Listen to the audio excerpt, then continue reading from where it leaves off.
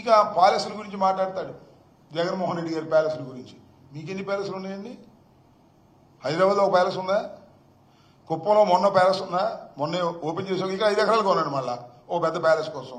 అది కాక కరగట్ట కింద ఒక ప్యాలెస్లో ఎవరి ప్యాలెస్లోనే ఉండేటటువంటి కార్యక్రమాలు ఇవాళ మీరు చేస్తున్నారు. మీరు కడపలో నిర్వహించినటువంటి ఈ మహానాడు అనుకున్న స్థాయిలో కాలా. అనుకున్న స్థాయిలో వైఎస్ఆర్ కాంగ్రెస్ పార్టీని భయపెడతా ఉన్నారు, భయపెట్ల. కనీసం దిగజారిపోతున్నటువంటి తెలుగుదేశం పార్టీ క్యాడర్ యొక్క కాన్ఫిడెన్స్ ని బిల్డప్ చేస్తుందా అంటే అది లేదు. ఊరికి గావు కేకలు అని అంటాడు. సోదరిమల్లారా, తమ్ముళ్ళారా, బ్రహ్మాండంగా సెక్స్ అయ్యాం అని చెబుతాడు. సెక్స్ అయ్యామని చూసినోడు చెప్పాలి కదా. అద్భుతంగా సెక్స్ అయింది మన మీటింగ్, అవునా కాదా అడుగుతాడు అనుమానం. మళ్ళా అవునైతే 2 చేతులు పైకెత్తండి, షౌట్స్ కొట్టండి. ఈ గావు కేకలు ఏంటంటే ఒక అభద్రతాభావంతో ఉన్నటువంటి పరిస్థితులు చాలా స్పష్టంగా కనిపించాయి. మొత్తం కడపలో జరిగిన మహానాడులో అనుకున్న స్థాయిలో అది జరగలేదు, తుస్సుమంది. దాని గురించి పాపం గావు కేకలు పెట్టేటటువంటి కార్యక్రమాలు చేస్తున్నారు. చివరికి ఇంకో మాట ఏంటంటే,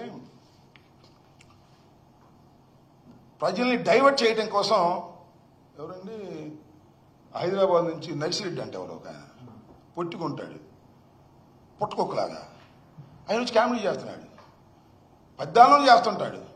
ఏమంటాడండి ఆయన? తెలంగాణలో ముక్కోడు పోయాడు, ఇక్కడ తెక్కోడు పోయాడంట.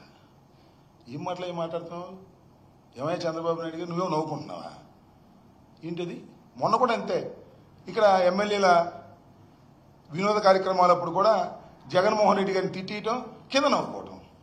ఇవాళ కూడా ఆ బుడంకాయ లాంటి నర్సిరెడ్డిని పిలిపించుకోవడం, ముక్కోడు తెక్కోడు ఆనందపడటం.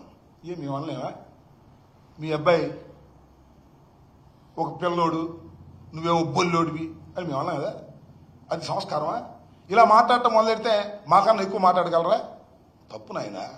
తెక్కోడు గిక్కోడు ఇట్లాంటి మాటలు కాదు. వ్యక్తిగతంగా మీరు మాట్లాడటం మొదలెడితే అంతకన్నా వ్యక్తిగతంగా మాట్లాడగలమని కూడా ఈ సందర్భంగా నేను మనవి చేస్తున్నా.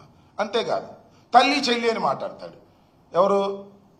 ఆ పిల్లోడు తల్లి చెల్లి అని మాట్లాడతాడు. అదే మాట్లాడేటువంటి కార్యక్రమం చేస్తే మేము మాట్లాడలేగా. చంద్రబాబు నాయుడు గారు, మీ తల్లి ఎక్కడ, మీ చెల్లి ఎక్కడ? ఎప్పుడైనా మీ తల్లి గురించి మాట్లాడారా? ఎప్పుడైనా మీ చెల్లి గురించి మాట్లాడారా? మొన్నే కదా గృహప్రవేశం చేశారు, మీ చెల్లిని ఏమైనా తీసుకెళ్లారా? ఏమయ్యా లోకేష్ గారు, ఓ పిల్లోడా, నువ్వేమన్నా మీ మేనత్తలకు ఎప్పుడన్నా బట్టలు పెట్టావా?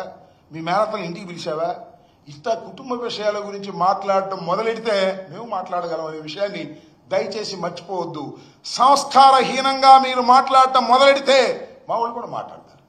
ఇట్లాంటి అలవాట్లు చెయ్యొద్దయ్యా. చంద్రబాబు నాయుడు గారు, నీ దగ్గర సరుకు లేదు, నువ్వు చేసినటువంటి వాగ్దానాలను నిలుపుకున్న పరిస్థితి లేదు. మహానాడులో గావు కేకలు పెట్టి ఏదో సెక్స్ అయిపోయిందనే కలరిచ్చేటటువంటి ప్రయత్నం చేస్తున్నావు తప్ప సక్సెస్ కాలేదు సరిగదా. అనుకున్న స్థాయిలో విజయవంతం కాలేక గావు కేకలతో మహానాడు బ్రహ్మాండంగా జరిగిందని కలరించుకునేటటువంటి దౌర్భాగ్యమైన పరిస్థితికి ఓ నారా చంద్రబాబు నాయుడు గారు మీరు దిగజారిపోయారు. ఇది దయచేసి గుర్తుపెట్టుకోమని కూడా ఈ సందర్భంగా నేను చెప్పదలుచుకున్నాను. Please subscribe .news.